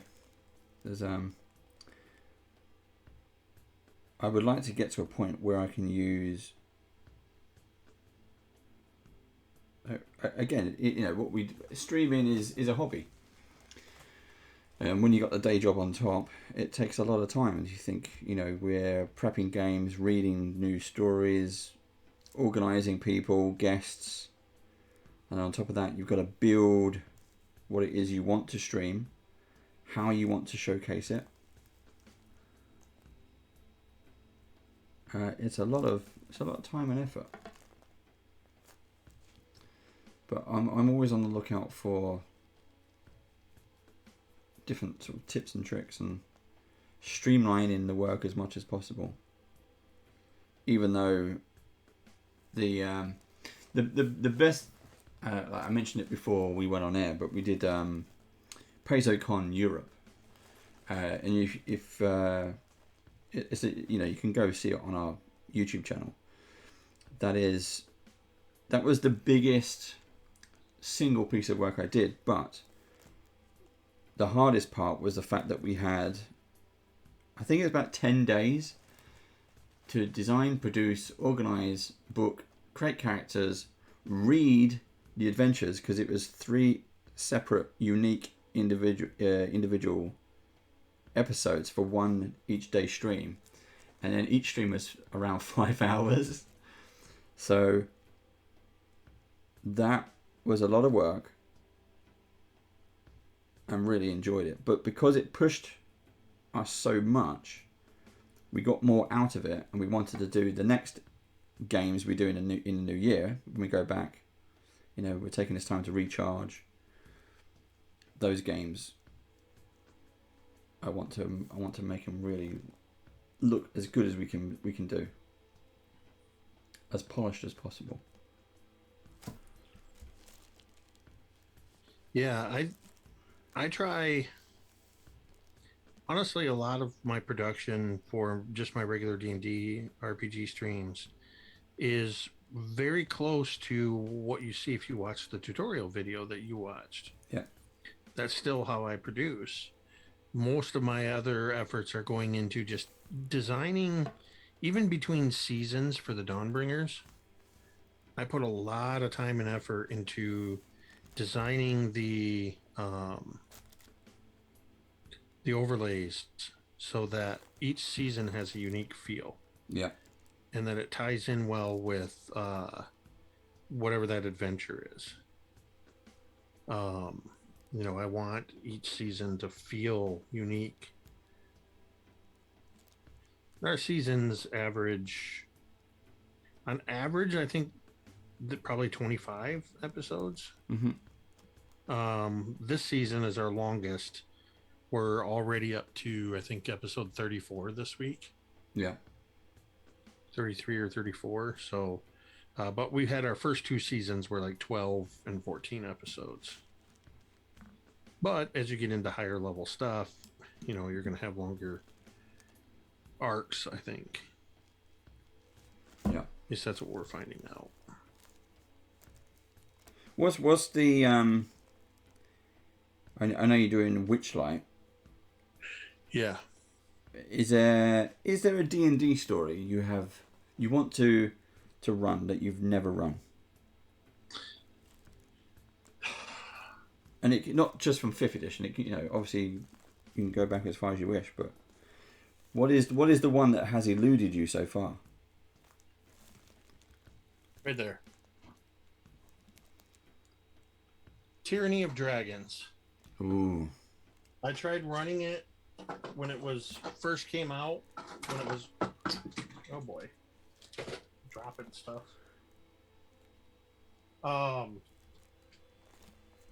I tried running it when it was brand new, and it came out as the Horde of the Dragon Queen and the Rise of Tiamat, and I struggled. We only ran a few sessions of it. Yeah. I struggled to I think it was mostly because I was a new DM. And in all honesty, the adventure is not written in any way like any other 5th edition adventure, because it was written by I believe it was written by Grin. Oh yeah. I believe they produced it. So because it was being done while 5th edition was sort of still being worked on. Hello, Manapot Studios. Thank you for the raid. What have you just been doing? Let us know in chat. And yeah, I remember the other one I would honestly, and this may surprise you when I tell you this, Lost Mines of Fandover. Really? I have tried in different capacities 4 times to run that as a campaign. The first were casual home games that just never really got off the ground. Yeah. And the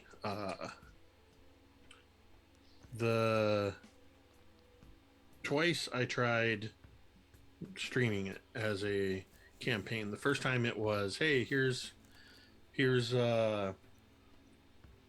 Lost Mines of Fandover, the starter set. Yeah. We're gonna run this. We're gonna have fun with it. We made it into the first session. The first thing where they go, it's called Goblin Arrows, where they get the job and then they get attacked by goblins. Yeah. And the players broke character to yell at one another because they couldn't agree on what to do with the wagon. They had a wagon and horses, and they wanted to chase down the goblins, and one guy couldn't stand that they were in character debating what to do, and broke character and basically just, it was a horrible thing. He just yelled at the players, cussed them out, and we wound up having sort of a after game meeting to talk about that, and I wound up canceling the campaign, and I removed that episode from the VOD. Yeah. Because that wasn't an example of what I wanted people to see. The second one was called Legends and Legacies, and you can actually see the first few episodes up on the Mini Terrain Domain YouTube. Yeah. We had a good group of players. We were kind of handling it a little like Firefly-esque in the sense that it was D&D 5e, but it was frontier western town. Mm-hmm. And we were leaning into that. But part of what happened was that I had overextended myself. I was running too many campaigns. Yeah, been there, done that. That was the third game I was running. And I just couldn't devote as much to prep for that one. And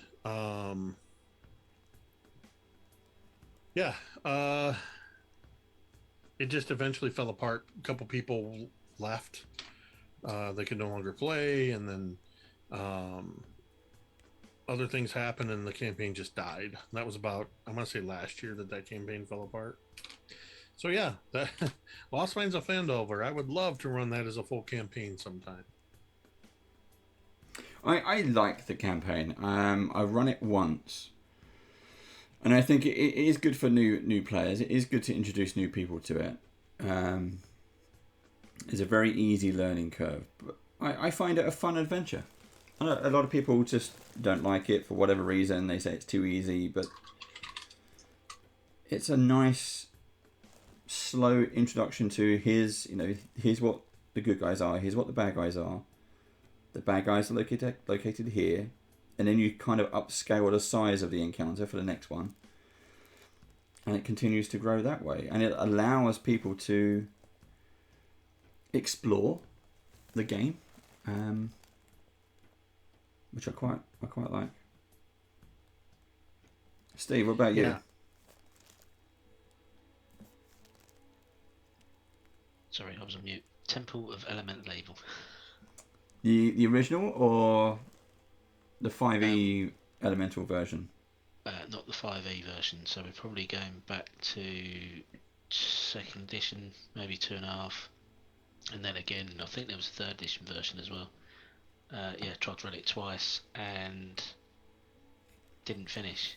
But it's something I've always wanted to finish, and probably for the same reasons as Jake just said. The groups just sort of fell apart for whatever reason.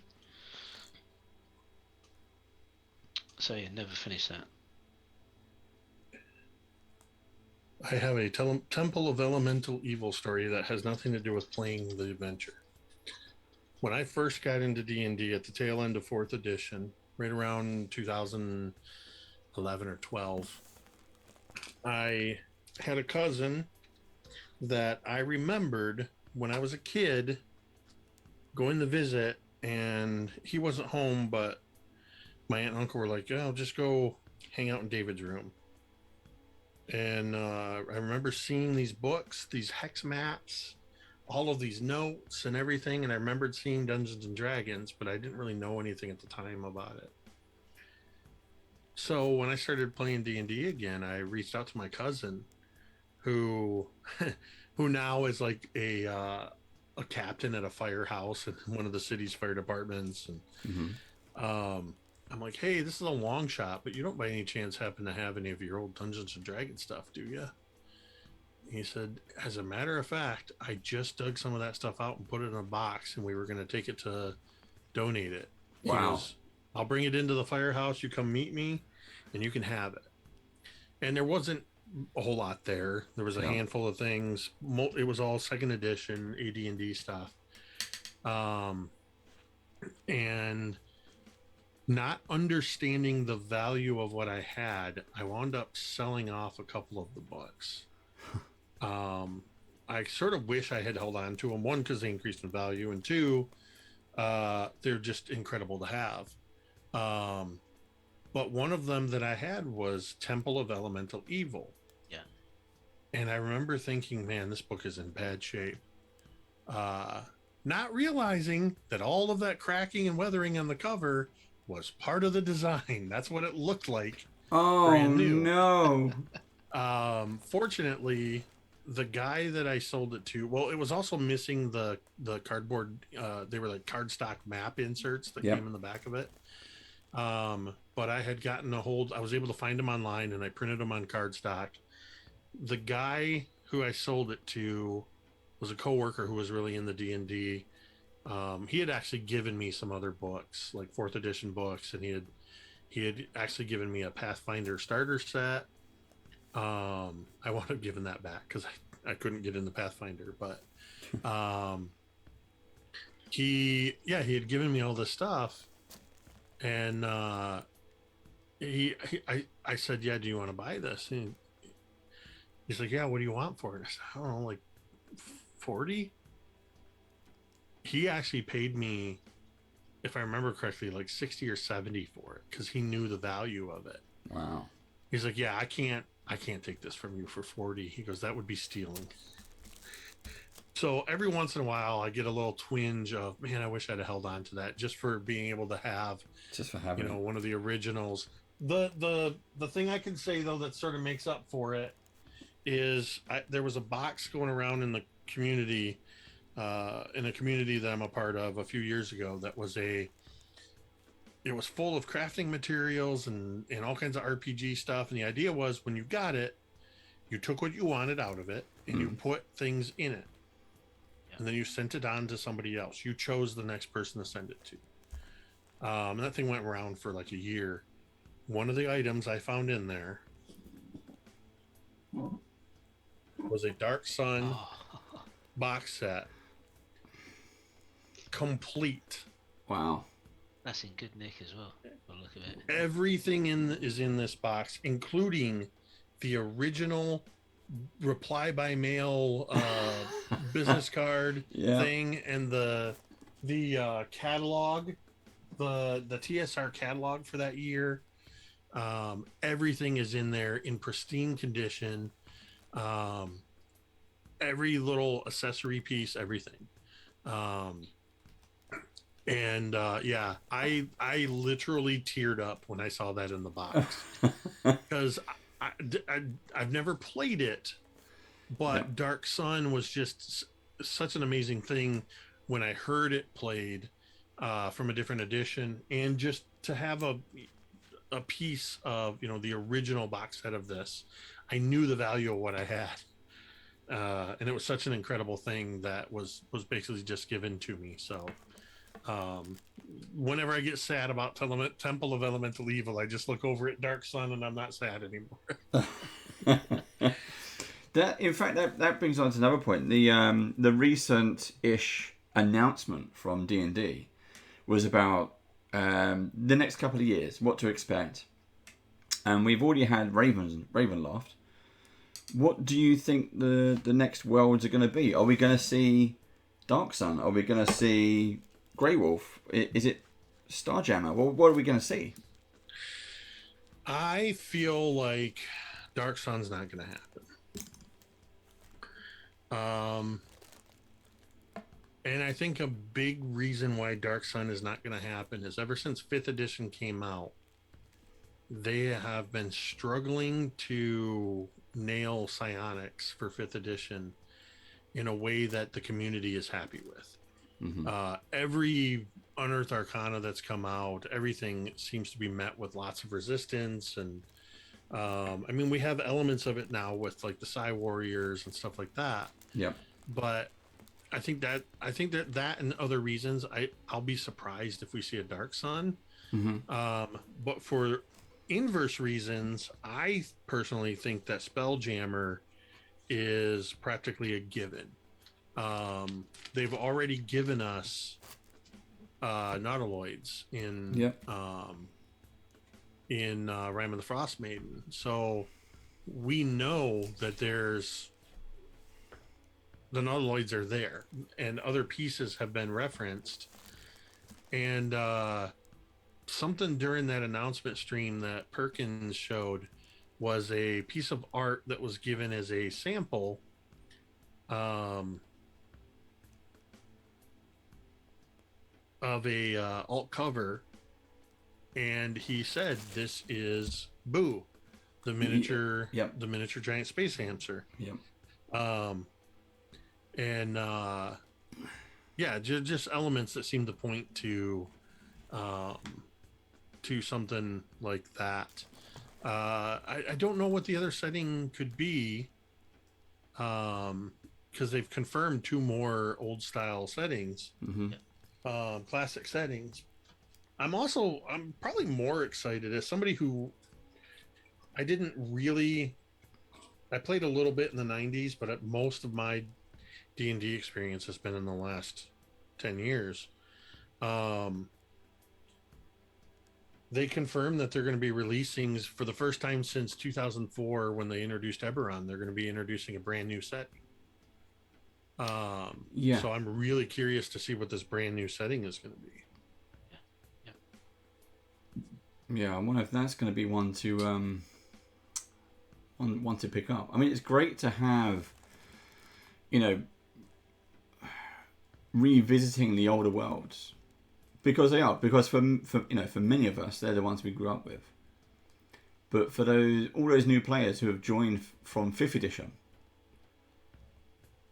it will be something brand new for them to visit. Right. that they can get on from everyone. It's a start, brand new start for everyone to explore this world, and I'm really hopeful for that.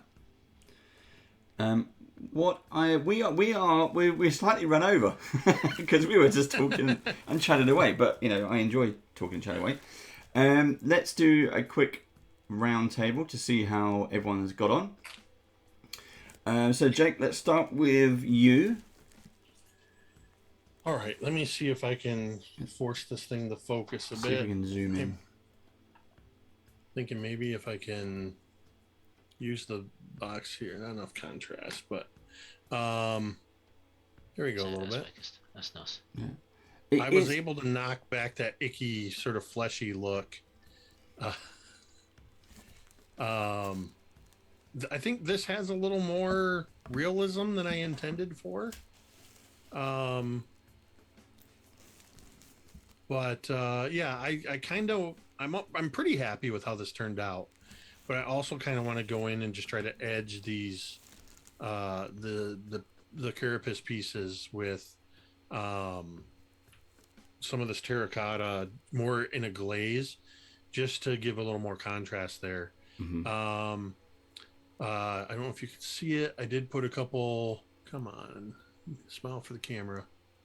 I put a couple dots for eyes on there with some glossy black.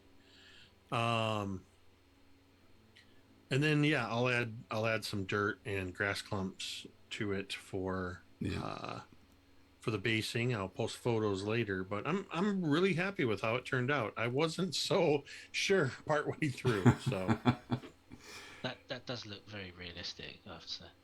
Yeah, it's a creepy realist. It looks like proper live colours.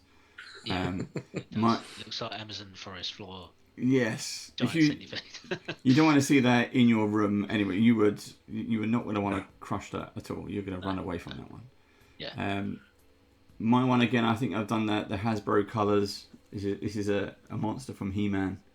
This is looking really kind of. I followed the colours that's on the back of the box, but you can see it shining, and I've put a slight orange in yellow ink on its back, which was starting to reflect a little bit. I like that. It's got a nice reflection on it. Yeah. Yeah. It's almost kind of a metallic it's got sheen, a gold shimmer. Yeah. It's really, when you turn it, you can see that it's kind of popping with when the light hits it. Yeah. I also did some eyes. I've got 3 eyes on each side. Don't know if that will. I'm getting that closer. It's just not focusing. But yeah, then I've done a bone white underneath with a flesh wash, and the stone is just plain stone. I'm gonna try doing those tufts, and I'll get some pictures on there. Yeah.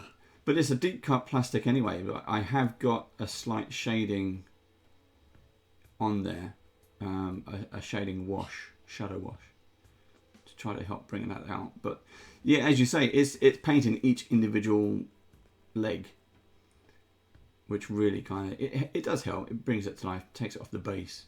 But it is a creepy monster. It is indeed. Yeah. So Steve, over to you. Right, let's zoom the camera in.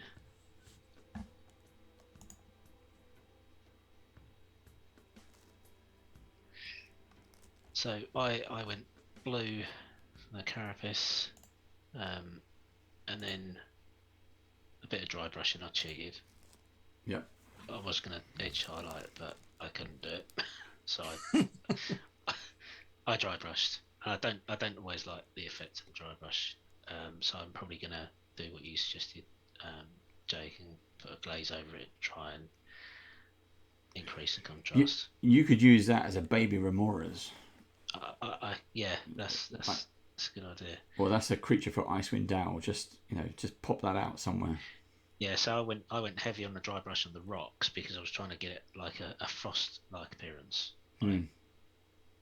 So that was the idea, and then on the belly, I did a couple of layers of orange glaze, which changes the deep sea grey that I use as the base coat. to that brown colour you can see there, and then I put more orange and some yellow, and then picked out some highlights on the front, Yep. on the legs, just to give it a brown and blue type colour scheme. But I'm pleased how it turned out. I just probably will knock back the dry brushing a little bit, I think, with just the blue glaze. But I'd put that on the table. I'd be proud to put that on the table. Yep. Yeah. Yep. I am good. So, if we haven't had Joe this session, but if you had to pick a winner, Jake, who gets it? The blue variant or the red classic? Well, I'm trying to. There we go. I had the video pinned. It's difficult because I like both of them for different reasons, but I think I got to give the gold star to Steve. Good choice. The dry brushing that you did, what really sold it for me was the dry brushing, and you leaned into that. And even if you knock it back with some glaze, it'll still look really good. It looks to me like it's sort of pulled out of a like a D&D art piece. Like if you had a piece of art that was in a book, almost like like you painted it in a very stylized way. That I think because you dry brushed everything all over, it really tied it together in a way. It picked out the detail in addition with the washes, which isn't to say that's why I didn't pick yours, Dave. Because like I said, it was difficult. I really like the yellow ink that you did when we talked. It's really picking up those light reflections. And it's interesting that you both, with your color schemes, kind of went contrary to one another with the sort of leaning the fire and ice. And then here I am in the middle with semi-realism. So, but yeah, I got to give the gold star to Steve this time. Well done, Steve. Have I given each of you a gold star in all three of my appearances? Yes, you have. Yes. That was not intentional.